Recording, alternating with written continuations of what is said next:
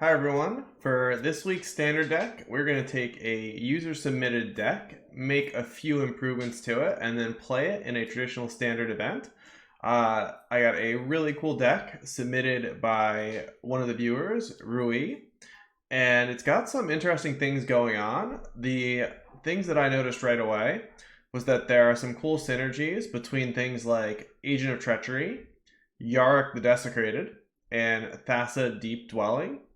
In addition, this is basically a Sultai ramp deck that powers out additional lands with Risen Reef and Cavalier of Thorn. Those two cards work very well together. And then some things that I think are important to note is that this deck is going to churn through the library very quickly.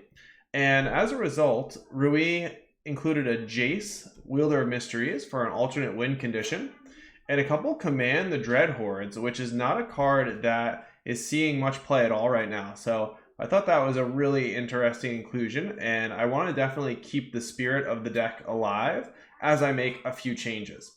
So some things that I wanted to tweak a little bit were, first, the amount of lands. So this deck here, if we look at the details, it only has 27 lands. And this is a very land-hungry deck. It plays 4 Growth Spirals and 4 Risen Reefs.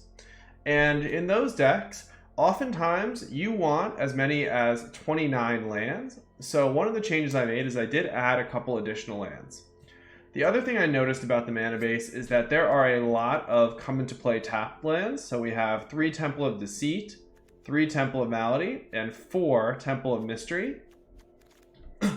And I think it's really important that we don't stumble when we are trying to curve out. So I did reduce the amount of come-into-play tapped lands when I changed the mana base as well.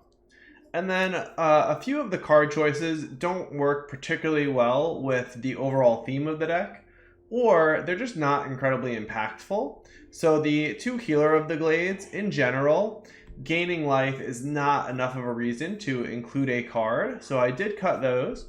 And the Destiny Spinner doesn't really have any synergies with the deck.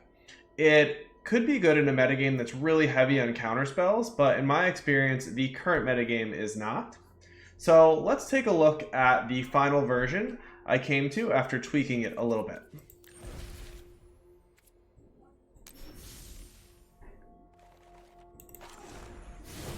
So as I mentioned, I did go up to 29 lands. I went down on the amount of temples and included 4 Fabled Passages, as well as some other basics. I also wanted to lean really hard into the synergies of this deck. So I upped the amount of Thassa Deep Dwelling because we have so many enter the battlefield permanents that we can blink. And I also included 4 Leafkin Druids. Not only is this an additional way for us to ramp, but it works really well with Risen Reef.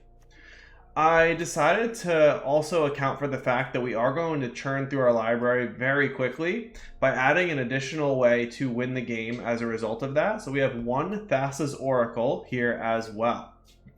And I did keep the overall theme of the deck, so we still have the Yarok and the Command the Dread Horde in the main deck, which could be really cool. In terms of the sideboard, I wanted to try to use some sideboard cards that both accounted for certain matchups and work with our synergy. So for anti-aggro, I'm actually putting a couple Illyrios and Raptured in the sideboard. I think this could be a really interesting way to slow down aggressive decks, as well as just build out a huge board if we can start to blink this or play it with a Yarok out there. And then a pretty normal suite of other sideboard cards based on the current metagame. So nothing too crazy there. But yeah, we're going to take this very cool deck and run it through a traditional standard event and see how far we can make it. So I will see you in the next video. Later.